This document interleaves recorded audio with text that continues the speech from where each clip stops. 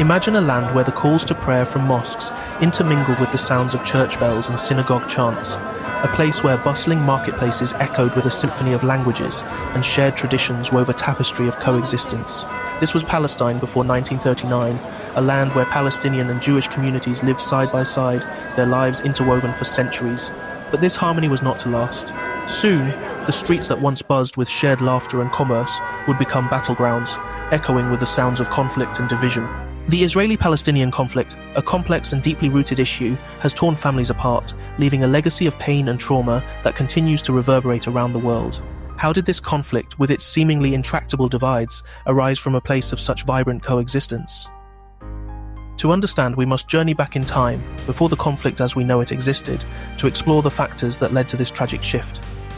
Welcome to Prottayon, where we delve into history to understand the present and shape a better future. In this series, we'll delve into the historical context of Palestinian-Jewish relations before 1939, examining the complexities of coexistence under Ottoman rule, the rise of Zionism and its impact on Palestinian communities, the escalating tensions and violence, and the role of British policies in shaping the conflict. Our aim is to provide a comprehensive and nuanced understanding of this complex issue, free from misinformation and stereotypes. And here's a fascinating fact to ponder as we begin. Did you know that in the early 20th century, Jerusalem was home to a vibrant mix of cultures and languages, with newspapers published in Arabic, Hebrew, English, French, and even Ladino? It's important to understand that Zionism, the political ideology promoting a Jewish state in Palestine, is distinct from Judaism.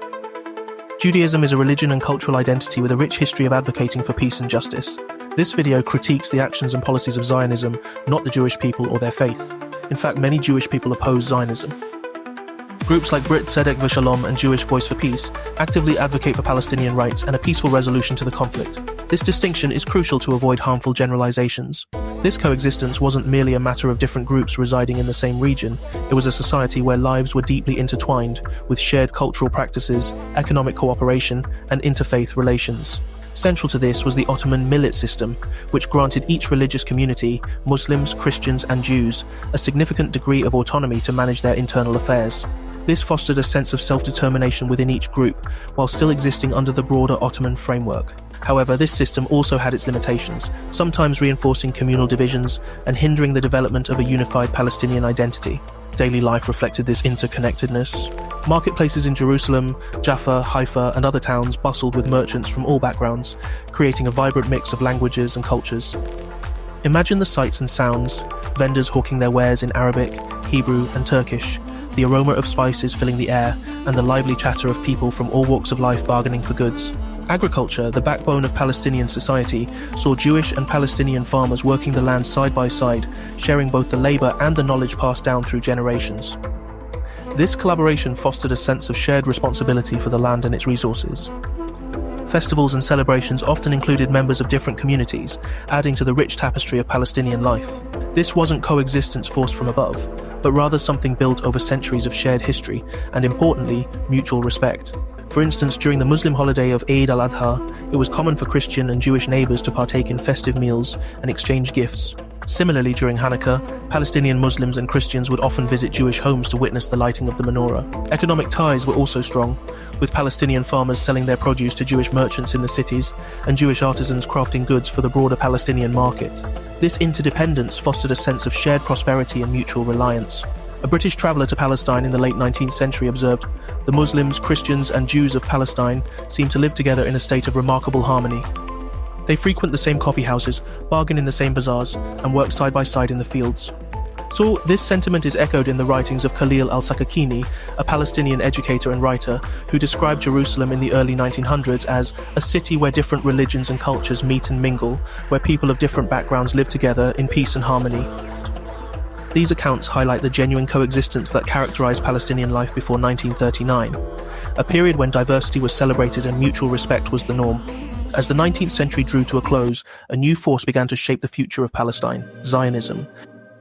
Emerging in Europe amidst rising antisemitism, this political movement advocated for the establishment of a Jewish homeland in Palestine. The desire for a Jewish homeland was born out of a real and urgent need for safety and security. Jewish people faced increasing persecution, including violent pogroms in Eastern Europe and discriminatory laws and social restrictions even in some Western societies. Theodor Herzl, a Jewish journalist and writer, is considered the father of modern Zionism. He advocated for the establishment of a Jewish state in Palestine, and his ideas gained traction among many Jewish communities worldwide. It's crucial to recognize that Zionism was not a monolithic movement. It encompassed a wide range of perspectives on the future of Palestinian-Jewish relations. Some Zionists, like Ahad Ha'am, believed in establishing a Jewish homeland in Palestine while respecting the rights of the Palestinian people and promoting cultural exchange and cooperation.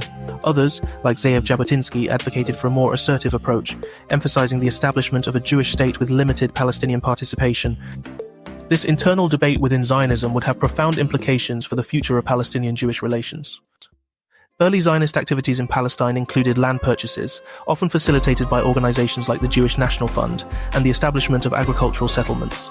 These activities, coupled with the promotion of Jewish immigration, began to have a significant impact on Palestinian communities.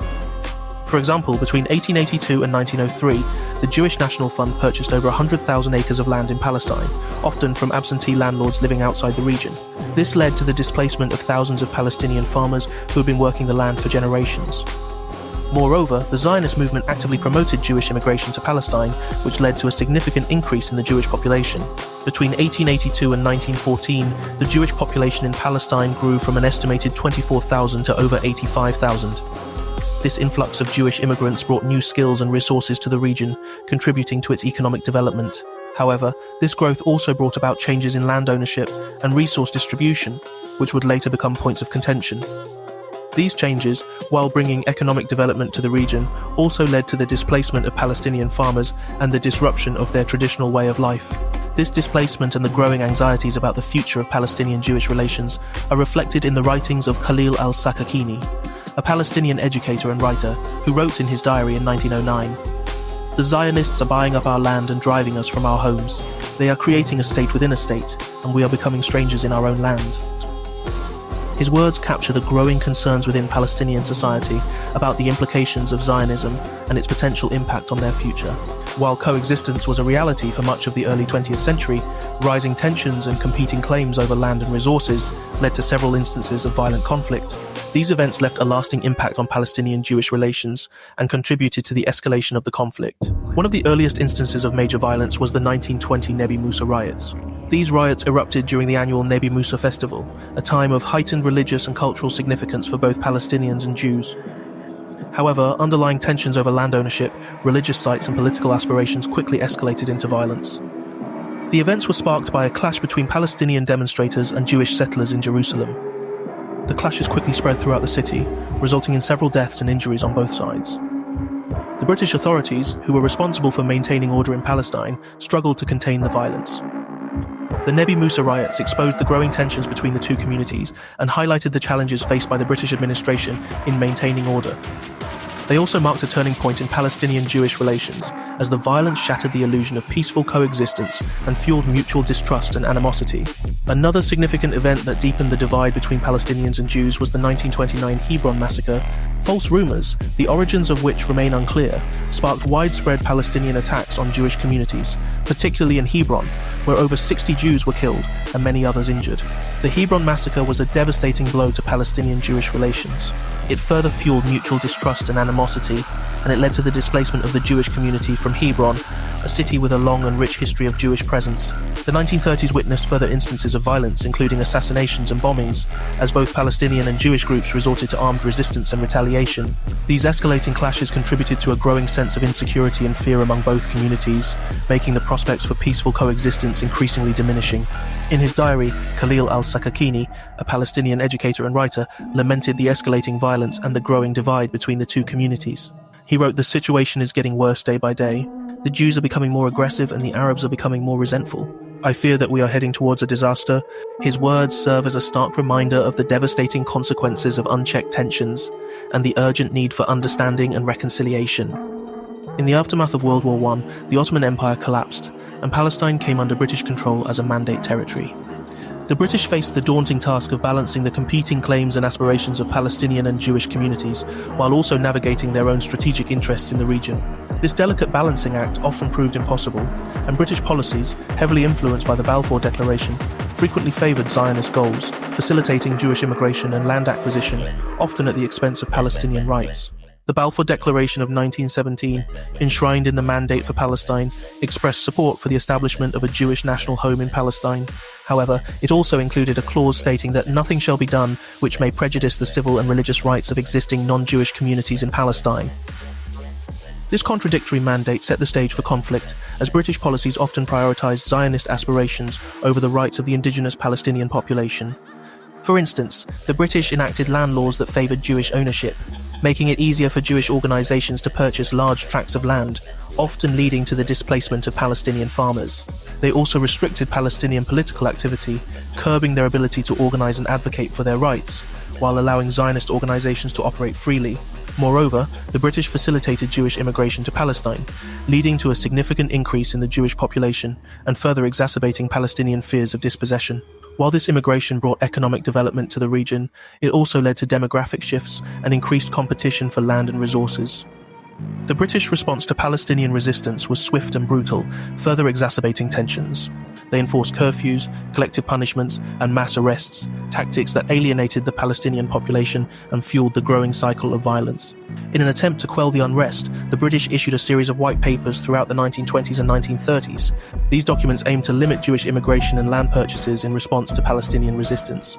However, they also fueled resentment among Zionists, who felt betrayed by the British, backtracking on their commitment to establishing a Jewish national home in Palestine. The white papers ultimately failed to resolve the underlying tensions and competing claims in Palestine. They instead fueled resentment and distrust on both sides, further complicating the conflict and setting the stage for further violence. As British policies vacillated between appeasing Zionist aspirations and maintaining control over the Palestinian population, the situation grew increasingly volatile, with both Palestinian and Jewish communities feeling betrayed and marginalized. As Zionist activities intensified and British policies shifted, Palestinian communities began to resist, demonstrating their resilience and determination to protect their land rights and way. Their resistance was as diverse as the Palestinian people themselves, ranging from peaceful protests and legal challenges to armed resistance. The 1936-1939 Arab Revolt in Palestine, a major uprising against British rule and Zionist settlement expansion, involved widespread strikes, demonstrations, and this revolt was a testament to the growing Palestinian national consciousness and their unwavering commitment. Palestinian resistance was multifaceted. Some individuals and groups engaged in peaceful protests and legal challenges, utilizing the courts and petitions to advocate for they formed delegations, wrote letters to British officials, and published articles in international newspapers seeking to expose the injustices of British policies, and others formed underground movements and engaged in acts of civil disobedience such as boycotts and strikes, targeting British and Zionist. These boycotts aimed to disrupt the flow of goods and services, applying pressure on the British authorities and demonstrating the collective power of the Palestinian people. With lack of support, others took up arms, forming militias and engaging in guerrilla warfare against British forces and Zionist groups. These armed resistance groups, often operating in rural areas, targeting symbols of British authority in an aim to end the growing discrimination against Palestinians. Their actions, though often met with brutal repression, demonstrated the unwavering determination of some Palestinians to defend their people, rights and land. One of the most prominent figures in the Palestinian resistance was Izz ad-Din al-Qassam, a charismatic religious leader, and al-Qassam, who had witnessed firsthand the injustices of colonial rule, called for an uprising for freedom against British and Zionist rule. He formed a militant group that carried out attacks against British and Zionist targets, inspiring many Palestinians to join. Al-Qassam's legacy continues to inspire generations of Palestinians fighting for their freedom, and he is remembered as a symbol of Palestinian resistance and a martyr for the cause, to bring international eyes on the growing oppression. Another key figure in the Palestinian resistance was Fawzi al-Qawqji, a seasoned military leader who had fought in various battles. Al-Qawqji played a crucial role in organizing and leading armed resistance during the 1936-1939 Arab Revolt. His strategic brilliance and unwavering commitment to the Palestinian cause made him a legendary figure in the struggle. The Arab Higher Committee, formed in 1936, sought to unify different Palestinian factions and negotiate with the British authorities for an end to Jewish immigration, aiming for a peaceful resolution without further escalation. While their efforts ultimately proved unsuccessful, they demonstrated the growing political consciousness and organization within Palestine. Despite facing immense challenges, including British military repression and Zionist violence, Palestinian communities displayed stories of individual courage and collective action emerged, highlighting the determination of the Palestinian people to resist displacement and preserve their identity. While the Palestinian resistance is often associated with male figures, it's crucial to recognize the vital role played by Palestinian women. They were not merely passive bystanders, they were active participants in the struggle against British colonialism and Zionist expansion. Women's contributions to the resistance were diverse and multifaceted. They provided logistical support, such as smuggling weapons and supplies, delivering messages, and providing shelter to resistance fighters. They also participated in protests and demonstrations, often facing the same risks and violence as their male counterparts. For example, during the 1936-39 Arab Revolt, women formed the core of many village-based resistance committees. These committees provided essential services like food, medical care, and intelligence to the resistance fighters. Women also played a key role in maintaining communication networks between different resistance groups, often at great personal risk. Moreover, women played a crucial role in mobilizing the community and maintaining morale. They organized boycotts of British and Zionist goods, raised funds for the resistance, and provided medical care to the wounded. They also instilled a sense of national pride and resilience in their children, ensuring the continuity of the struggle for generations to come. One notable example is Andrée Salomon, a Jewish woman who became a vocal advocate for Palestinian rights and joined the Palestinian resistance movement. Salomon's story highlights the diverse backgrounds and motivations of those who joined the struggle against injustice. Born into a Zionist family in France, Salomon became disillusioned with the Zionist project after witnessing the displacement and dispossession of Palestinians. She joined the Palestinian cause and actively participated in protests and demonstrations, often writing and speaking out against British policies and Zionist actions. The sacrifices made by Palestinian women during this period were immense.